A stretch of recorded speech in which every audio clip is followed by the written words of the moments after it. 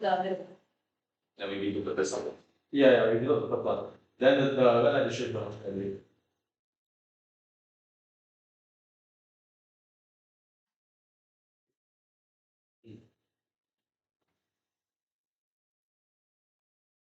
Alright, PM here.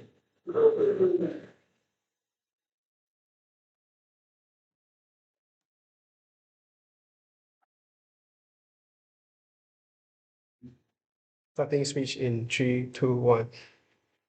If underside government, we prove that the outcome is income, we win this debate.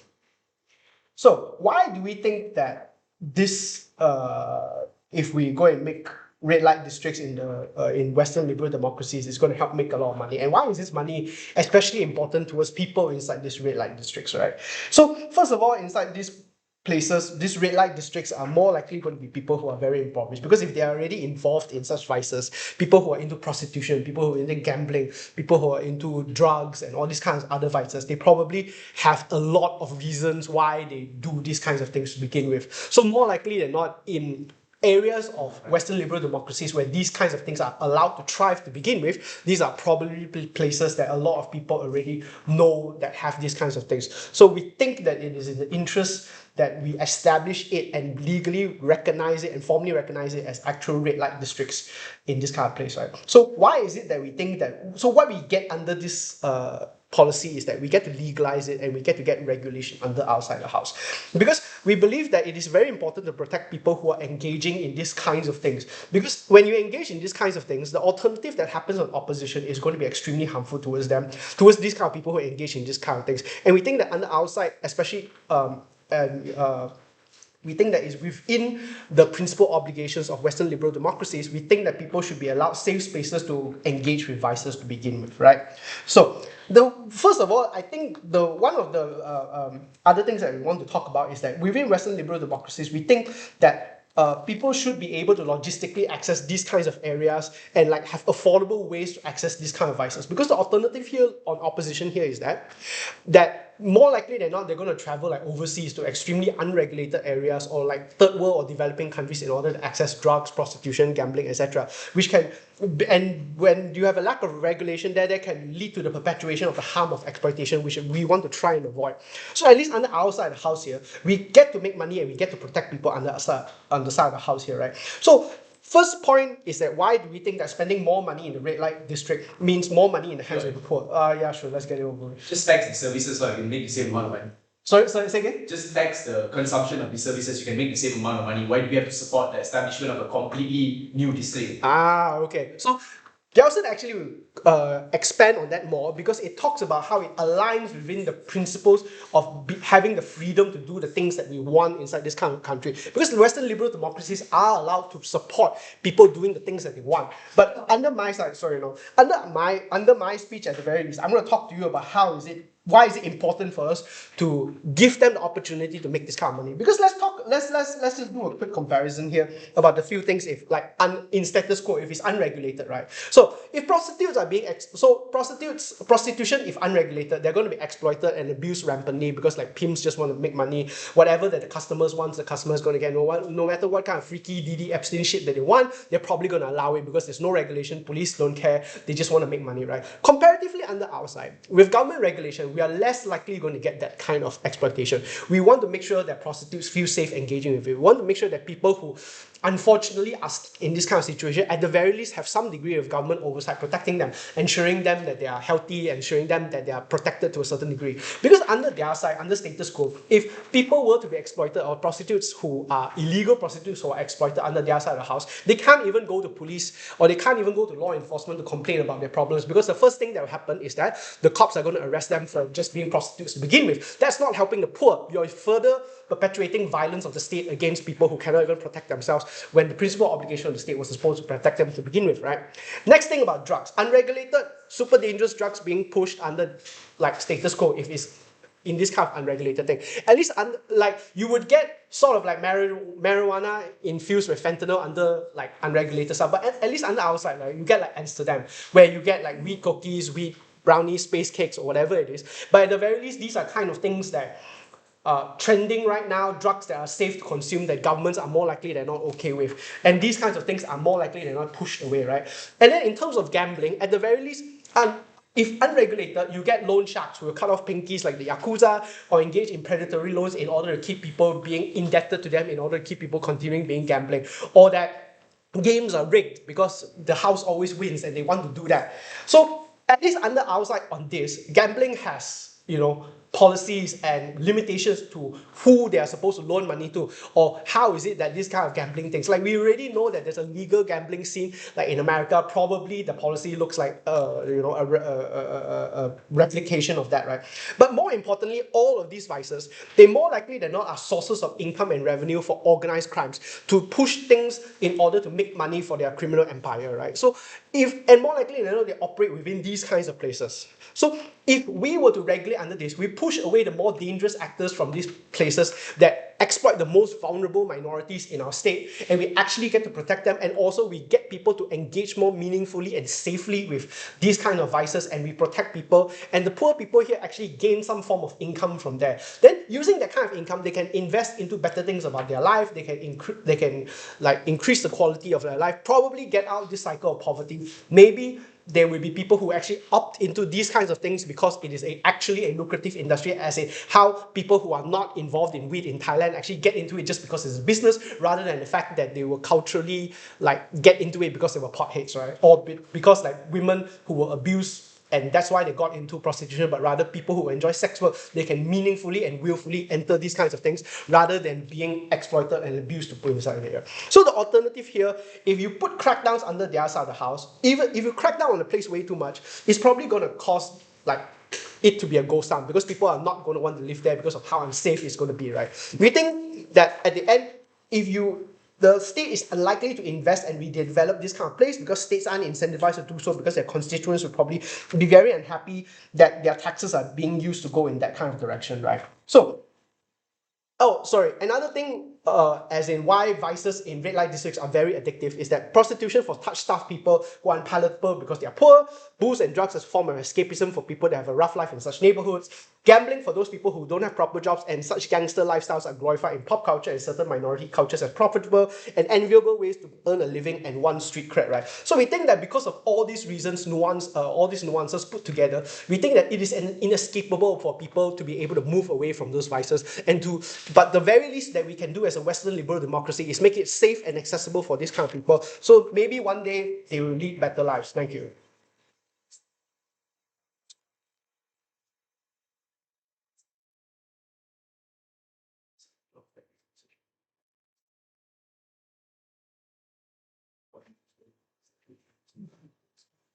Alright. There's also most of the responses and the cases.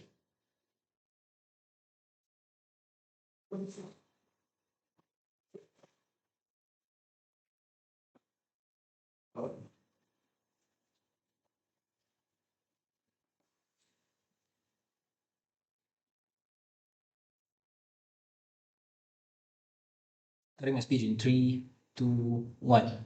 That means it's important to understand why do these districts even establish the red light district in the first place, right? Firstly, is to deal with the problems of crimes, right? These things happen around the country and it's very stigmatized across the country, right? What we actually want to do here is want to funnel it into one area so that it's much easier to deal with, right? But second thing here is to support tourism, right? When many people come to these areas like he mentioned Thailand, Amsterdam, whatever, right? There's more funding into tourism, etc. And then these are places that we should think about. But the problem here is then issue of this actually never goes away because legalization causes high barriers of entry. Yeah, they can say that okay, this will cause less people to want to come in and stuff like that. But what do these people actually do when the barrier of entry is high? They find other alternative sources, right, to continue distributing drugs, to continue as sex workers, and this is when black market starts to exist. So this problem doesn't actually go away. It becomes even more harder to deal with because of lack of transparency about all these black markets that exist, right? Because the people that actually need to that when legalization happens, you need licenses, you need checks, and a lot of things that support this, and this is where you can limit the access and where you promote more black markets to exist. But second, then it stigmatizes the communities even more, right? People who actually do these vices who just stay there, right? You tell them like, oh, if you're coming from this area, you're probably a bad person, you're probably a sex worker, you're probably a prostitute or whatever, right? So The alternatives here, what we want on our side, is we want regular legalization, right? We want more targeted, and we still need checks, right? This can't be just this is not just a situation where we establish and tell them to like, hey, just leave it because this place is already okay. Don't come in anymore. But second, then is targeted regulation, right? Not just creating areas, we're creating more policies towards these areas here. No. Um, but before that, let me get to my responses, right? Firstly, on money and income. Does money actually match the cost of establishing? One question that we have to ask, right? Because it's harder to regulate, because district becomes a black box that is not quite transparent. I've already explained this just now, right? You don't actually know what is happening in these areas, right? But second is just the auxiliary clause, right? The cleaning up after tourists, when they come in, they mess up the areas, and then after that, they just push on a lot of these activities. Like think about Bangkok and Amsterdam, right? Yeah, there are places where you can have a lot of fun, but think about how messed up these areas are in terms of pollution, in terms of dirt and stuff like that, right? But then second, then is regulation of crime, right? It becomes a lot harder because of the lack of transparency that I just explained, and cops don't even want to enter this area because it's perceived to be like, oh, this area has already been legalized, so like, fuck this shit, right? So so my argument is how this concentrates and amplifies the problem even more. Right? What is the reason behind this establishment, right? Now that we have a single area, the rampant issue is easier to control, and we can think of better ways of dealing with it because it's now much more focused in this one area. But this establishment is just to make the problem very easy to deal with, so that you can deal with much more organized crimes and exploitation, etc. Right? But what I'm going to show you here is how this establishment actually worsens the problem, right? Because of the creation of an epicenter here. Previously, the resources of an organized crime group or whatever was spread thinner, but now they can congregate in one area, right? Because this is an area where you have already established. Therefore, this is where tourism all happens, everything that they say. But then what happens is that this creates a market for these things, and a much more stronger market because there's much more demand, much more people coming into these areas. That's why people, the crime organization will have much more incentives to actually come and develop in these areas, right? So there's much more incentive to collude. So what happens then when collusion with organized crimes happen? There's an incentive to combine with other organized groups because it costs less. It costs less when you combine your resources, and you get to reap the profits more because these are where the markets are getting much more established. No.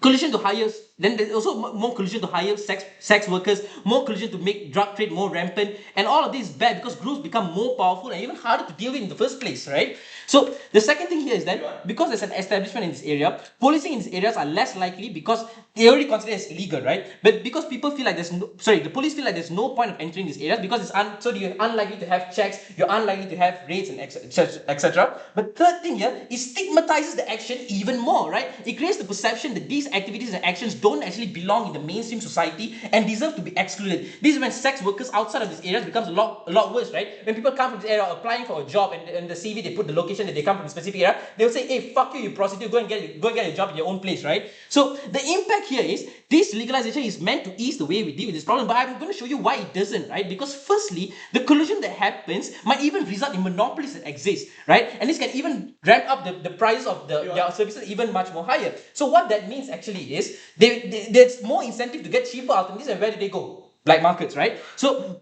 this allows for one group to concentrate their resources there and own more brothels and dispensaries and all that. And this makes it much more expensive, like I just said. So yes, they'll eventually turn into black markets. But second thing here is the provision of services, right? Because once it becomes a lot more expensive and this legalization establishment of the red light districts creates a lot more barriers of entry, the people that are actually owning this are not your black people from the ghettos and whatnot. It's people who actually have the capital to open up these restaurants, to rent these places, to hire more sex workers, right? A lot more regulations makes it a lot more expensive. So like for things like owning dispensaries or getting your STD checks as a sex worker or saving your pussy or going for your Brazilian wax or whatnot, all of this requires a lot of money, right? So you're not actually saving the minorities or the people who are actually into this, the people that are actually need these services, because they turn to these services especially when they don't have enough resources. They need to establish this. So minorities will find it harder to access this. Black people will still run the goddamn the ghettos, right?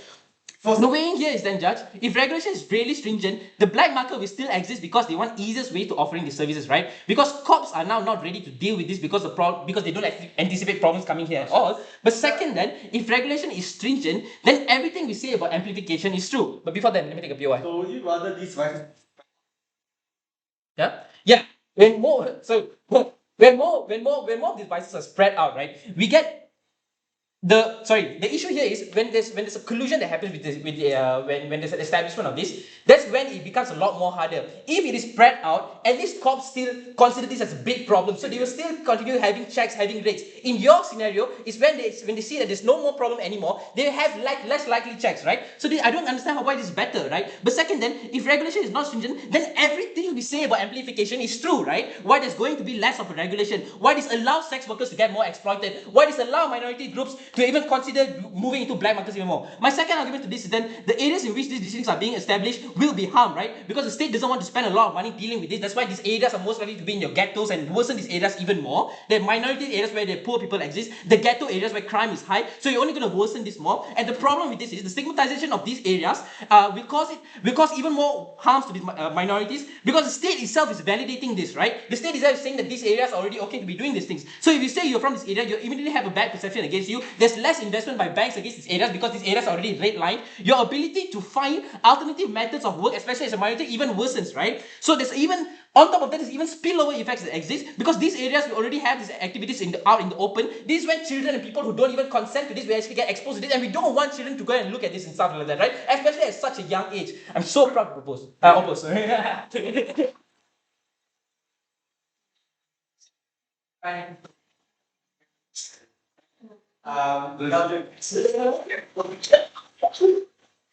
the safety, man. For the safety.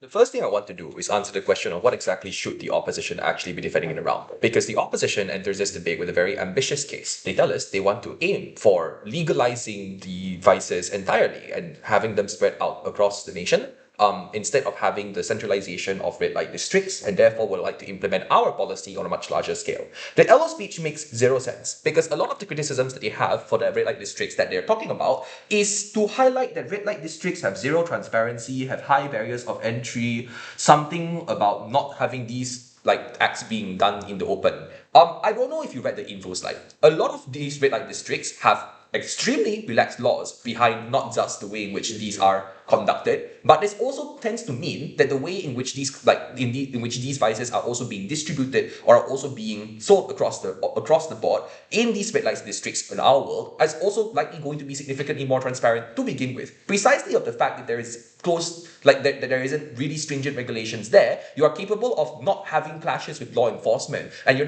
capable of not necessarily having to deal with having to hide your operational activities and stuff like that, because there isn't much regulation that you're going to have to contend with insofar as you're capable of complying with the minimum standards. What does this actually mean for the debate? We told you in Chan's model as well that if it is true that these red light districts are okay with the behavior and are okay with the distribution of these vices to begin with, the opposition comparative is non-comparative to begin with. We were okay with transparency in these red light districts precisely because of the less stringent regulations there. It is the regulations that made it so that the conflict between law enforcement and these kind of organized distributors, actively escalate to the point where it becomes extremely difficult to regulate to properly catch and enforce these kinds of laws among organized crime dealers and ultimately escalate these into black markets. If the model in their side is to support legislation but broader, they're in support of multiple red light districts, and they're in support of, just generally speaking, the exact same benefit as what we have on our side, but just not contentious at all. Before I move on towards who fights black markets better, yeah, sure. What are you saying? Are you saying that these places have no stringent regulations? Because just because you legalize prostitution now, that doesn't make exploiting prostitutes okay. You have to prove what does less stringent regulation mean, and if it becomes easier to open a brothel now, how are prostitutes still going to be treated fairly? Okay, let's be so for real, right? If the state is actively regulating, or even if the state is actively regulating or taking on the stance of how much is acceptable or considered to be acceptable within the realm of law, obviously speaking, even less stringent regulations in these red light districts are probably not going to reach to the level of acceptance of full-blown exploitation of these prostitutes or of these minorities to begin with. But what we what we posit that these red light districts oftentimes carry out is a lead info slide. Zones where drug use, prostitution, and gambling legislation is heavily relaxed or entirely legalized. This means that the act of spreading these kinds of vices, that the act of prostitution and the establishment of these distribution channels is okay in these channels. Brother, you are nodding because you are supporting our side. Okay, like this, like it is okay with these kinds of red light districts. But the point is that there are minimal regulations that are existent within the state that are going to still be taking place in these red light districts to ensure that there's a minimum safety standard so that these people do not die in these in these like brothels, so that people do not like die from the kinds of vices that are being distributed. This is the bare minimum standard. These are the less stringent regulations that I think were pretty outlined pretty clearly by Chan's set up to begin with. So what does this mean? Every single thing that opposition is saying in terms of why they want to legalize broadly now needs to contend with a world where we are also legalizing these places, like these acts in these kinds of areas. Red light districts literally mean these places are okay. We don't want to regulate these super heavily. These are fine. You can do these out in the open, and in fact, these are perfectly fine to be like this so far as you're complying with these basic as like safety requirements that ensure that these people don't die or whatsoever and are not exploited like to that extent. Like it's perfectly fine for you to have these. And it's really unclear as to what exactly is not understandable in this debate. What exactly is the clash then? Which team actually fights black markets better? Let's take their clash on the idea of legalizations in the best case. Ops is cops don't want to enter these kinds of red light districts, and therefore they because of the fact that a lot of these organized crime dealers are now centralized into one area and they're able to deal with each other and they become a huge powerful force. We told you first of all why exactly this is not true. So first of all, the fact that you are legalizing these areas crime in these areas means that there is close to zero reason as to why you would typically have these organized crime dealers want to wage conflict or want to actively take on fights with law enforcement. It is not only extremely expensive, and it's not only also a huge risk towards the lives of the people working in these organized crime organizations, but it's also just something that generally isn't really worth it if you want to continue distributing your channels in a place that it's already legal in. So all this means what this means is that there is no reason as to why the cops don't want to enter either. We think that it is perfectly fine for the state to also actively work together with these distributors in the red light districts as well. In fact, it is the optimal place because these are areas with less stringent regulations that these organizations can obviously comply with pretty well together with, and this also means to say that they are likely going to want to cooperate even better with the law enforcement to begin with. All this I think means that this is a pretty clearly soft line opposition case, and any attempt that they explain or any attempt that they have in this further debate to explain why legalization is so fucking good, or sorry, swearing, it's so good, right? Or it's so or it's generally something that they would want to support and it's okay in the ground and stuff like that. I just explained is literally the definition of a red light district lah. If they want to make the debate about centralization, I guess can law, but there is not really much of a scale for them to win upon either way, because whether it is centralized or not, organized crime is still likely going to have to comply. It's still going to have to actively cooperate on our side as well, because it is thus significantly more worth it to continue your daily scheduled vice activities while also being able to be compliant with all of our regulations and such. What exactly is the eventual outcome of this debate? We told you that the overall safety requires for cooperation between the state and organized crime. The world on their side is one that actively tells you that in the world where these sort of vices are, I guess, illegalized, the types of organized crime that they are going to be facing are now going to be significantly worse because of the fact that they are because of the fact that the regulations that you want to impose that are much more stringent, that are much harder to access for the average individual, that it would be harder for you to access these vices compared to if you on the opposition's world, compared if you went to the red light district, probably means to say that the organized crime or the types of dealers that you have to actively wage conflict with from law enforcement standpoint will actively reach an escalation to the level of black markets. Every information that they give to you as to why it's so difficult to enforce crime because of the underground channels is perpetuated worse on their side. Right, so the speech yellow.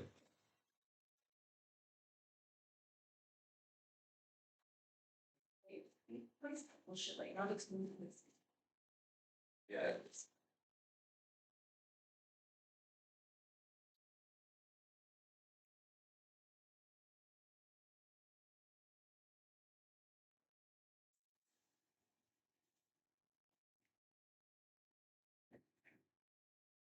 this team really wants to protect autonomy, but don't exactly prove it. Because if these are individuals that are already in, if these are migrants, if these are people that oftentimes lack political capital, it is unclear as to whether or not they even have the ability to opt out in the first place if they are operating in more spread out areas or in areas that just do not have the same kind of powers when it comes to in these red light zones. The first thing I want to engage on here is on legalization.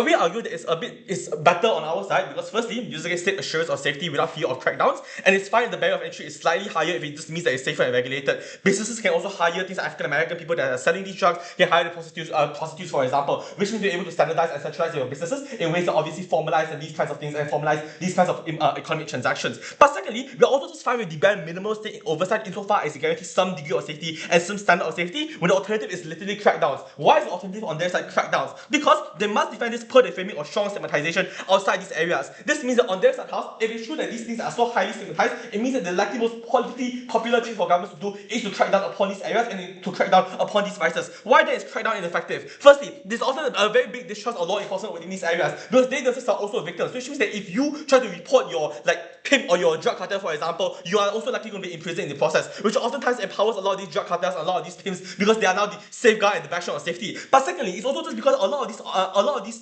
vices often operate underground via very discrete networks, which on their side, how you have to waste a lot more political and financial capital in order for you to even catch and investigate these kinds of individuals in the first place. But lastly, oftentimes it means that a lot of the most indispensable kinds of people are put at the forefront, because in order for the police to be able to get the KPI, they need to be able to arrest some kind of people. On their side house, you must arrest the prostitute, you must arrest the drug seller, you must arrest the drug user, you must arrest the people that are at the forefront of it, which are definitely not the people that are at the upper echelons of those organized crime. But secondly, it's very unclear what this team really wants. They want targeted regulation, which suggests some degree of regulation or to crack down upon the sin or device industry. They say all of the crimes are now concentrated. That's good because it means that they're far more visible, they're far easier to be able to identify the excesses of these areas and to be able to combat crime. And it's far easier to lobby for safety in these particular zones rather than being spread out, where police budgets might differ, where your constituencies might differ, where you have politicians that are of different political parties within those areas. Unless on our side of the house, you concentrate it in one area that is at least a bit more liberal and a bit more open-minded. On the other side of the house, it depends on where you're living. If you're living in Pahang,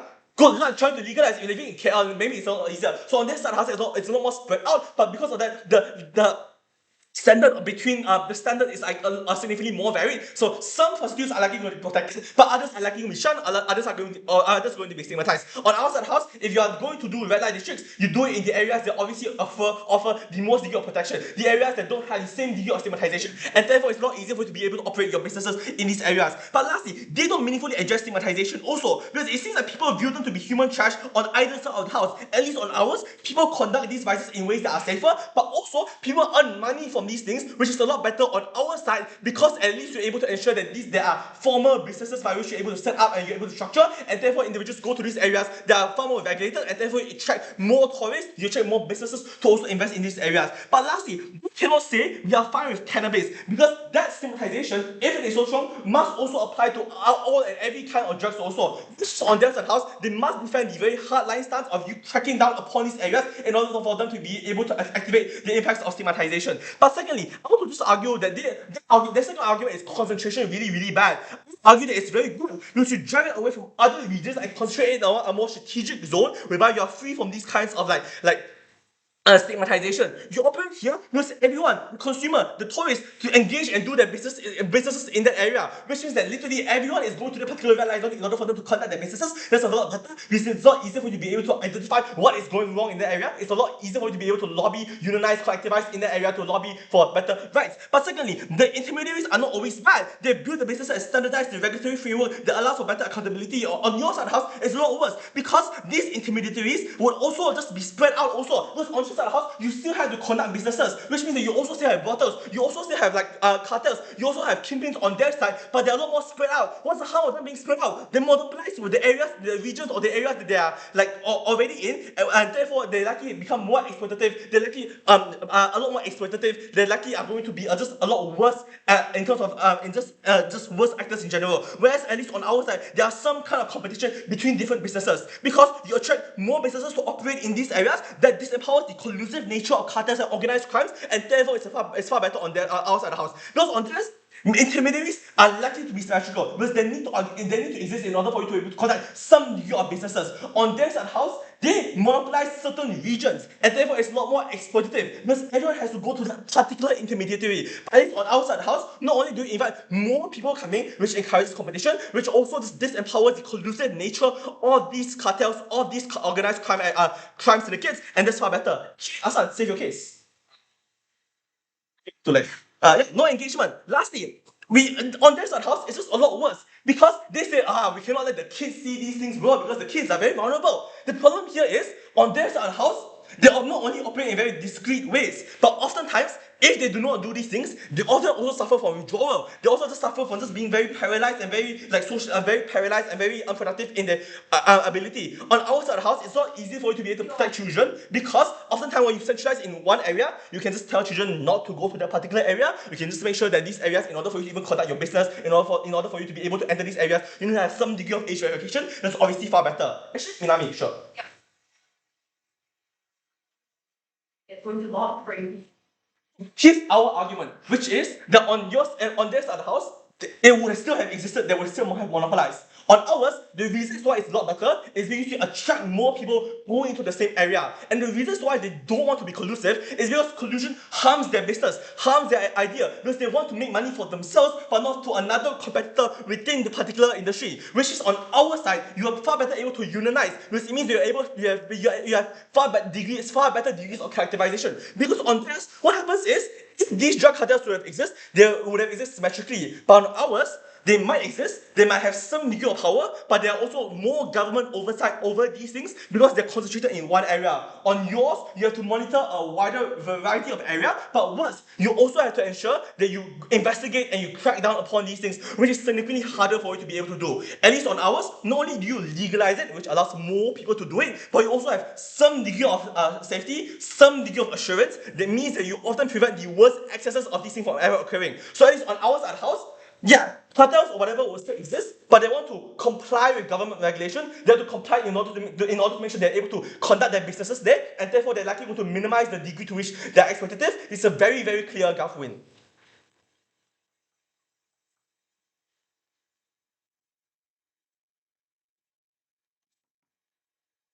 Oh, hello.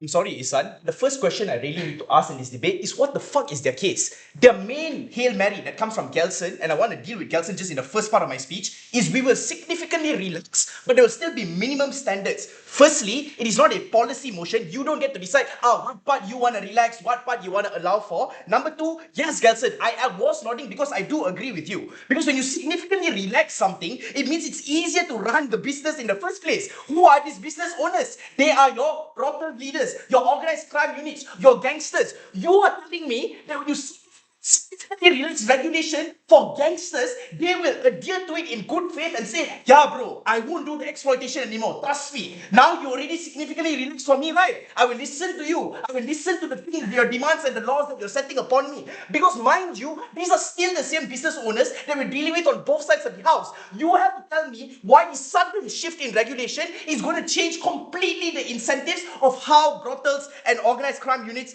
operate. Because Gelson expects me to believe that suddenly these fucking criminals are going to play by the rules. But why is there a sudden shift in incentive is still a big question mark. The second response that I have is Gelson's Hail Mary here is saying, actually right, the problem of crime is because of regulation. So, by their logic, if you legalize everything, there will be no more crime.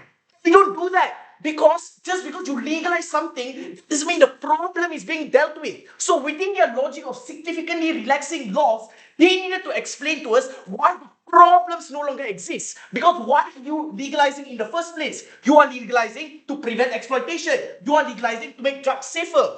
But if the way in which you are relaxing these laws allows for exploitation to happen worse, allows for fentanyl and trank to get into the drug system which is mainstream, that is when you don't adhere to the reasons why you're legalizing in the first place. Which means exploitation still happens, underage girls are still being groomed still, and the problem is, it's much easier. Say already what? Legal, now you do whatever you want. So that's the problem. They take as a signal and as a permission to carry out all the harmful shit that they have been doing for so long, but now they can do it much cheaper, they can do it much more legally without all the stringent checks that comes in our world.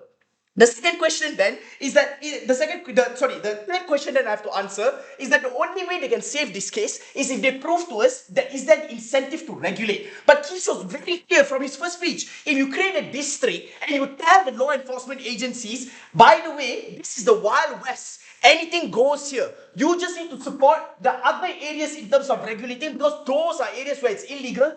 Why will the cops even care about regulating these areas? Why are they carrying out raids? Why are they doing checks on these areas to make sure that girls are not being used as prostitutes in brothels? So you have to prove from the perspective of a law enforcement agency why a regulation is going to happen in the first place. And here are reasons why it's likely going to be done badly, right? Number one, compliance doesn't mean safety and protection. Compliance can just mean that problems are continuously existing. Secondly, inspections are scheduled and more formalistic. So it's very likely that your horrible Yakuza actors and all can hide the underage girls in the back when they're being informed of these formal checks that are being done.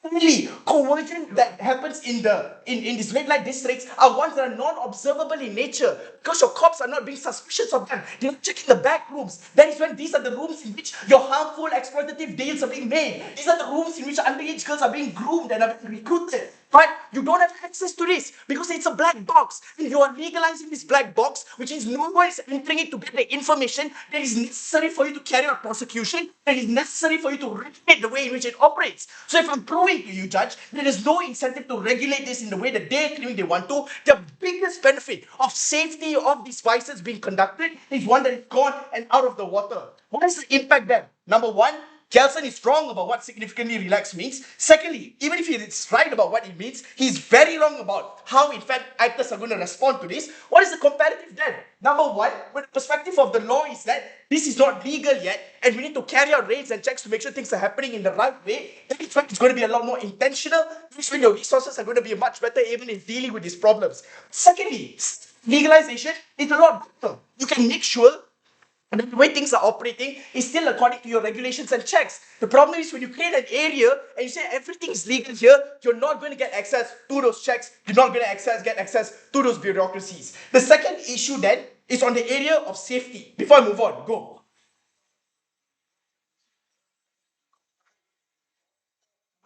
Should as they are driven to the black market, it's a lot more Holy shit, bro. Are we the side that has to put no regulation? So you regulate guns. Of course, you regulate prostitutes. Those are the things that will continuously exist. You are the side that's giving up and saying regulation has not worked so far. Let's build an area and legalize everything instead. So that's where your resources are shifting. Proving why the shifting of resources don't get you the outcomes that you want. We are proving why if you maintain resources the way that you have been regulating, you're able to carry out checks and conduct things much better. That's when regulation is actually able to succeed. This cash then is in safety. Now makes the simplistic claim of, we will keep the druggies and the bad people in this one circle. Maybe as like law-abiding non-druggies, if someone gives you a cookie and say, wait here, you will take the cookie and you will wait in one area. From non-law abiding druggies. You will buy marijuana, you'll go to your hotel, you'll smoke up, you'll want to walk on the street, you'll be a nuisance on the street. And this is the kinds of costs that countries have to deal with. Number one is the cost of cleaning up after these idiots. Condoms on the road, roaches in the stupid river outside the Amsterdam red light district and stuff like that. Secondly, you need to regulate the spillover that happens with this because you need to crowd control in the borders around the red light district. Secondly, it's more likely that spillover happens and we prove this with our black market argument. But thirdly, that it's on the amplification of harm. We said when they are able to concentrate their resources in one particular area, that's when they monopolize, that's when they increase the cost of accessing these services, etc., etc. Raymond says concentration is good, bro. We can find where they all are and target them all at once.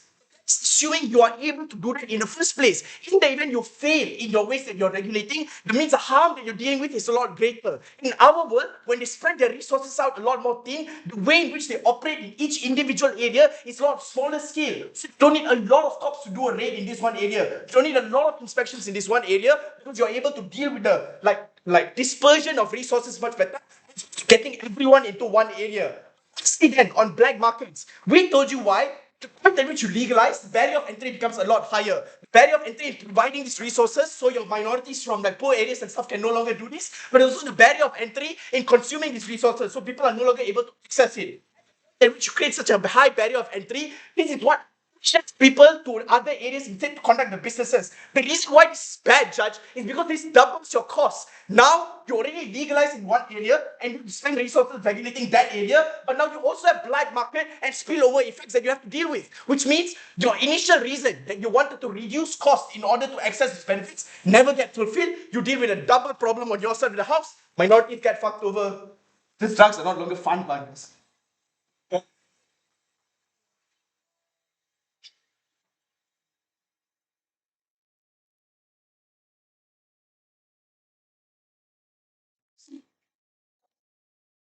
I think we saw a Hail Mary way before my speech because it came out in the first opposition when the opposition strategy is comprised out of many insane lack of self-awareness levels with an equal amount of abuse of fiat. I want to address the mechanism coming out of the opposition before the very beginning of this reply speech because it seems like in LO and the DLO that instead of engaging with the relaxed laws or the part of the more intuitive part of the debate with red light districts, they wanted to engage with everything else that was outside and why it is not good for us to leave everything illegal outside these red light districts. Why is this a problematic or why is this fatal framing for their case? First of all, it is impossible for them to defend entire legalization in our side and expect to be principally consistent with their own characterization of heavy stigma. If it is true coming in from the first opposition that it is that all of these different acts are also heavily stigmatized with a huge narrative of like crime and all of this stuff, especially in much more gentrified and richer areas around these Western liberal democracies, it is very unintuitive as to why exactly this is something you'll be able to campaign to begin with. But secondly, we also have the fiat to make specific zones red light districts. They do not have the fiat to legalize it everywhere because that takes significantly huger amounts of more political capital and therefore it doesn't assume that you'll be able to do so. So even if I don't know, maybe you'll be able to propose multiple different policies in a motion, it doesn't mean that the amount of policy, if a policy that you're proposing or if the alternative you're proposing takes up huger amounts of resources, huger amounts of capital, then it's not comparative in the debate at all. Please, dear, the DLO is so obsessed with explaining that this is in the context of Western liberal democracies. Good luck legalizing marijuana in a gentrified area where all of the like rich white people living in these like gentrified or richer areas like have to contend with this sort of legalization they are pushing out from the side of your case. But secondly, even if we engage with them at the best case and we accept this crazy ass model of full-on legalization, DLO says that centralization is bad because organized crimes leaders are able to monopolize one area and are able to make things significantly more expensive, therefore able to conduct their stuff like with much more exploitation and stuff like that. First reason as to why this is extremely unintuitive. We told you at the very beginning of our speech that insofar as there is huge losses that come with fighting and conflicts between law enforcement and organized crime, that insofar as there is extremely expensive for you to have to not only conduct your operations on an underground level, but also escape significantly more established state surveillance and also like law enforcement like targets and agents. This also means to say that the organized crime bosses don't have an incentive to make conflict when it isn't necessary. Why is it unnecessary that we described to you from the very beginning of our case? We told you in red light districts where these areas are significantly relaxed that chances are you don't have much of an issue other than to comply with the basic standards of regulations that ensure that people don't die in these red light districts. I don't think we have to campaign or champion that the state is going to sanction the idea that people should die in these brothels or that people should be selling drugs laced with some absolute poison that's going to kill out your lungs and such like that. I think it is much more fair for us to say that the basic regulations that they want to push out are actually implied and implemented in our red light districts, because those are the exact same regulations that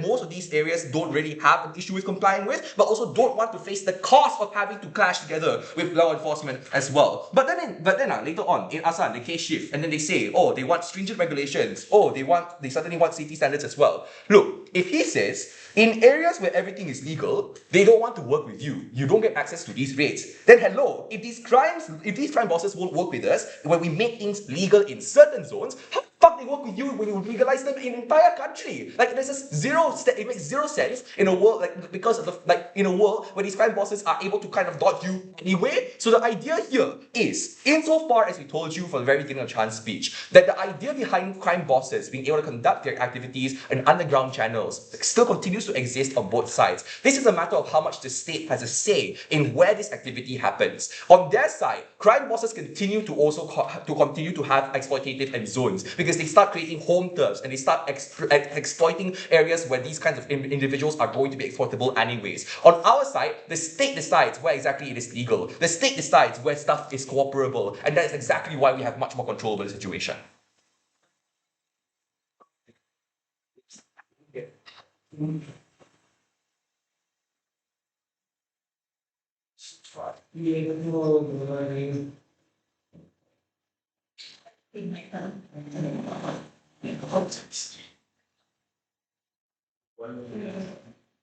It's the key.